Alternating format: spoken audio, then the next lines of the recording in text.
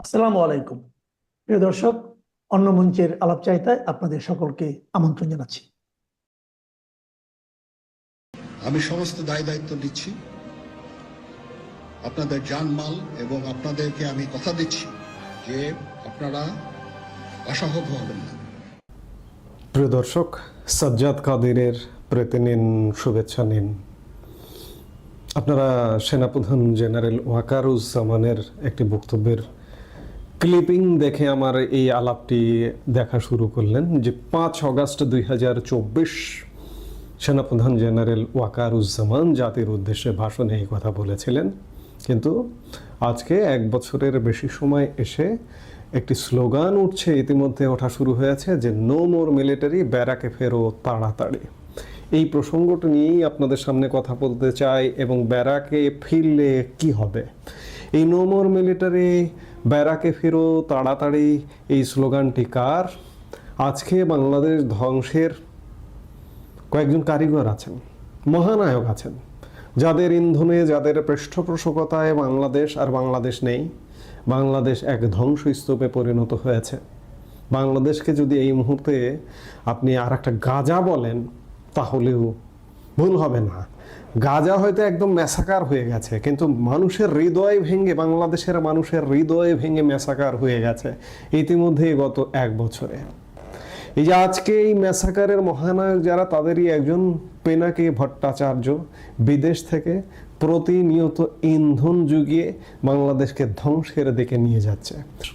গতকাল গণ অধিকার পরিষদের প্রধান ভিপি নূরের উপর হামলার ঘটনার পরে প্রেক্ষিতে পিনাকি ভট্টাচার্য ফেসবুকে একটি পোস্ট দিয়ে তিনি তার পোস্টের নিচে লিখেছেন যে নো মোর মিলিটারি, ব্যারাকে ফেরো তাড়াতাড়ি। ঠিকই কইছেন তিনি, তার ভাষায় বলি, তিনি কইছেন, খাইছেন, গইছেন বলে বলেন, আমি তার ভাষায় বলি, তিনি ঠিকই কইছেন। আজকের এই ধ্বংসাত্মক পরিস্থিতি থেকে বাংলাদেশকে উদ্ধার হতে হলে মাস্ট সেনাবাহিনীর ব্যারাকে ফিরতে হবে, ছেড়ে দিতে হবে, প্রকৃতির হাতে ছেড়ে দিতে হবে। পুলিশ তো নেই, এটি সবাই জানেন। এখন যে পুলিশের কর্মকাণ্ড দেখছেন, ওকে ধরছে, ওকে অ্যারেস্ট করছে, ওকে ইয়ে করছে, এগুলো সম্পূর্ণ একটি বা দুটি দলের, সম্পূর্ণ দলীয় পুলিশ, যারা বিভিন্ন চিপায়, বিভিন্ন গর্তে লুকিয়েছিল এতদিন, তারা এখন বেরিয়ে এসে দাপটের সাথে কিছু সীমিত কিছু দায়িত্ব পালন করে একে ধরছে, ওকে মারছে, ওর বিরুদ্ধে মামলা দিচ্ছে, ওকে অ্যারেস্ট করছে। এটা সীমিত সংখ্যক। বেশিরভাগ পুলিশ কিন্তু নীরব। আমি আগের ভিডিওতেও আজকে বলেছি, আজকে যদি সেনাবাহিনী উঠে যায় তাহলে বাংলাদেশ এক ভয়াবহ রক্তক্ষয়ী সংঘর্ষের মুখে পড়বে। অনেকে আবার বলবেন যে সেনাবাহিনীর থেকেও তো কোনো লাভ হচ্ছে না, সেনাবাহিনী থেকেও প্রতিনিয়ত মব হচ্ছে, বিশৃঙ্খল পরিবেশ ঘটছে, কিন্তু সেটার একটা লিমিট আছে। ধরুন 5% ঘটছে, এই 5%টা সেনাবাহিনী আজকে ব্যারাকে ফিরে যাক, আজকে দুপুর থেকে উঠে যাক, দেখবেন রাত থেকে বাংলাদেশে ভয়াবহ তাণ্ডব শুরু হয়ে গেছে, এবং আলটিমেটলি সেই ঘটনাটি ঘটবে। সেনাবাহিনী ব্যারাকে ফিরবে, সেটি সাময়িক সময়ের জন্য, বাংলাদেশের মানুষকে দেখানোর জন্য, এবং যারা প্রতিনিয়ত সেনাবাহিনীকে গালিগালাজ করেন তাদেরকে দেখানোর জন্য, দেখো যে আমরা উঠে গেলে তোমাদের কি হয়। এবং উঠে যাবে, উঠে গিয়ে এরপরে যে জন্য নামবে সেটি বাংলাদেশকে উদ্ধারের জন্য নামবে। আমরা ধীরে ধীরে সেই পরিস্থিতির দিকেই যাচ্ছি। এই ইন্ধনদাতা পিনাকি ভট্টাচার্য গতকাল ভিপি নূরের হামলার ঘটনা একটা ব্যাখ্যা করেছেন। তিনি বলেছেন যে আজকে হামলা হয়েছে লেফটেন্যান্ট কর্নেল রাকিব, অধিনায়ক ইস্ট বেঙ্গল, বর্তমানে জেলে থাকা আওয়ামী জেনারেল সালাউদ্দিন মিয়াজির ব্যক্তিগত স্টাফ ছিলেন, ও লেফটেন্যান্ট কর্নেল আফজালুর রহমানের সরাসরি নেতৃত্বে। সেনাবাহিনীর কোন অফিসারের নেতৃত্বে গতকালকে ভিপি নূরকে মারা হয়েছে, হামলা হয়েছে, সেটি উদ্ধার করে ফেলেছেন পিনাকিরা। আর হামলার মূল হোতা 9ম পদাতিক ডিভিশনের জিওসি মেজর জেনারেল আসাদ, তার আদেশেই রকিব ও আফজাল হামলা করেছে। গণ অধিকার কার্যালয়ের ভেতরে আসবাবপত্র ভাঙচুর, এর পাশাপাশি টয়লেট ভেঙেও নেতাকর্মীদের উপর হামলা করে সেনাবাহিনী। জাতীয় পার্টি এবং জিএম কাদেরকে রক্ষায় ওয়াকার সর্বশক্তি দিয়ে মাঠে নেমেছে। গেল রোজায় হাসনাত ও সার্জিসকে ডেকে ওয়াকার টেবিল চাপড়ে রিফাইন আওয়ামী লীগ নিয়ে যে হুমকি দিয়েছিল, সেটির বহিঃপ্রকাশ নূরের উপর আজকের হামলা। পিনাকের কথায় এটি স্পষ্ট যে সেনাবাহিনী সত্যিকার অর্থে ব্যবস্থা নিয়েছে, সন্ত্রাসের বিরুদ্ধে, সহিংসতার বিরুদ্ধে ব্যবস্থা নিয়েছে, এবং এই ব্যবস্থাটা তাদের খুব স্বাভাবিকভাবে ভালো লাগছে না। অথচ এই সেনাবাহিনী এই যে জুলাই আগস্টের সহিংসতাকারীদের গোপালগঞ্জ থেকে এপিসিতে করে বাঁচিয়ে নিয়ে এসেছিল। আমি বরাবর বলি, আমি সব সময় বলি যে সেনাবাহিনী কিন্তু যে কোনো সময় ঘুরে দাঁড়াতে পারে। এই ঘুরে দাঁড়ানো শুরুটা হবে, এই যে দাবি উঠছে, পিনাকে দাবি করেছে, বৈষম্য বিরোধী ছাত্র আন্দোলন ফেসবুক পেজ থেকে দাবি করা হয়েছে যে সেনাবাহিনী ব্যারাকে ফিরে যাক।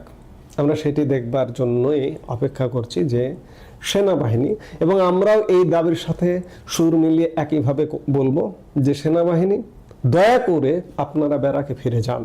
কারণ আপনারা যতক্ষণ মাঠে আছেন, দেশে যা আছে যতটুকু আছে, এর জন্য, এই মব সন্ত্রাসের জন্য, বিশৃঙ্খলার জন্য আপনাদের উপরে কিন্তু দায় দায়িত্ব চেপে যাচ্ছে। আপনারা হয়তো সঠিক দায়িত্ব গতকালকে যেমন দায়িত্ব পালন করেছেন, এইভাবে যদি দায়িত্ব পালন করেন, দেশ এক ভয়ঙ্কর ধ্বংসস্তূপে দাঁড়িয়ে আছে। এভাবে চলতে থাকলে আগামী 3 মাস 6 মাসের মধ্যে পুরোপুরি শেষ হয়ে যাবে, ধ্বংস হয়ে যাবে। ধ্বংসকারীরা সেই এজেন্ডা নিয়েই মাঠে নেমেছে। তাই তাদের দাবির সাথে আমরাও বলতে চাই, পিনাকি ভট্টাচার্য, বৈষম্য বিরোধী ছাত্র আন্দোলন, এনসিপি বা অন্যরা যারা দাবি করছেন যে সেনাবাহিনীর দিকে অভিযোগের অঙ্গুলি নির্দেশ করছেন, তাদের দাবির সাথে আমরা সাধারণ মানুষও বলতে চাই যে সেনাবাহিনী দয়া করে আপনারা ব্যারাকে ফিরে যান। সেপ্টেম্বরের মাঝামাঝি সময়ে আপনাদের ম্যাজিস্ট্রেসি পাওয়ার আবার 2 মাসের জন্য বাড়বার একটা সময় আসছে, দরকার নেই, বাড়াবার দরকার নেই। আপনারা দয়া করে ব্যারাকে ফিরে যান এবং সাময়িক সময়ের জন্য ব্যারাকে ফিরে গিয়ে আপনারা নিজেরা নিজেদের সাথে একটু বোঝাপড়া করুন, আত্ম উপলব্ধি করুন যে গত 1 বছরে বাংলাদেশটা কোথায়।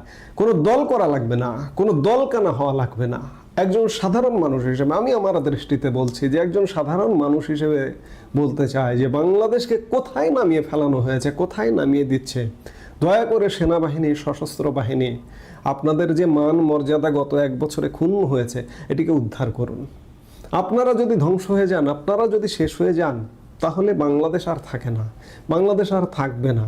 এই জন্য এদের সাথে আমরাও দাবি করব, সেনাবাহিনী ব্যারাকে ফিরে যান, ফিরে গিয়ে বাংলাদেশে একটা কঠিন পরিস্থিতির মুখোমুখি হোক এবং ওই পরিস্থিতিটা থেকে উদ্ধার, এবং ওটা থেকেই বাংলাদেশকে উদ্ধারের কার্যক্রম আপনারা শুরু করুন।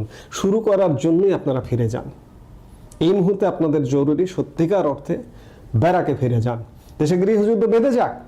আজকে গৃহযুদ্ধের চেয়ে কোনো অংশে কম না বাংলাদেশের পরিস্থিতি। কাজেই সেনাবাহিনী মাঠেও থাকবেন, গৃহযুদ্ধও হবে, এই গৃহযুদ্ধের আপনারা দায় নেবেন, নিয়ে মাঠে থাকবেন। এ কাজ করবেন না। আপনাদের ভাবমূর্তি ক্ষুণ্ণ হচ্ছে।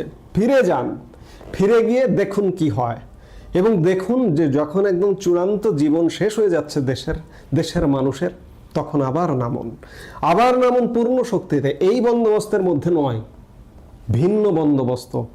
সেটি কোনো ভিন্ন সরকার, সেটিকে আপনাদের তত্ত্বাবধানের সরকার, আপনাদের নিজেদের সরকার। সবকিছুর উদ্দেশ্য হবে বাংলাদেশে একটি অবাধ, নিরপেক্ষ এবং সুষ্ঠু নির্বাচন। সেই লক্ষ্যে আপনারা কাজ করুন।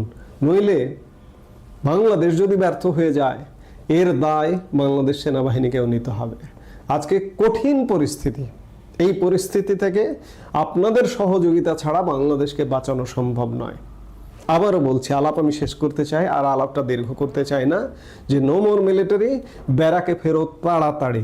সেনাবাহিনী আপনারা ব্যারাকে ফিরে যান এবং দেখুন বাংলাদেশের পরিস্থিতিটা কি ঘটে, এবং বাংলাদেশের মানুষেরও দেখা উচিত যে বাংলাদেশে কি ঘটতে পারে। এবং সেইটা আপনারা উদ্ধার করবেন, সেই দায়িত্বটা নিন। আমরা আশা করব সেটাই করবেন, কারণ আর নয়, আর দায় নেওয়া নয়। দায় নিলে আপনাদের আর কোনো মান মর্যাদা থাকে না। ইতিমধ্যেই মান মর্যাদা চলে গেছে, নানাভাবে আপনাদের মান মর্যাদা ভুলুণ্ঠিত করেছে, এই পিনাকিরাই ভুলুণ্ঠিত করছে বারবার। কাজেই এর কি কোনো জবাব দেবেন না আপনারা? আপনাদের কি কোনো অনুভূতি নেই? জবাব দিতে হবে, আপনারা জবাব দিন, জবাব দেওয়ার ব্যবস্থা নিন।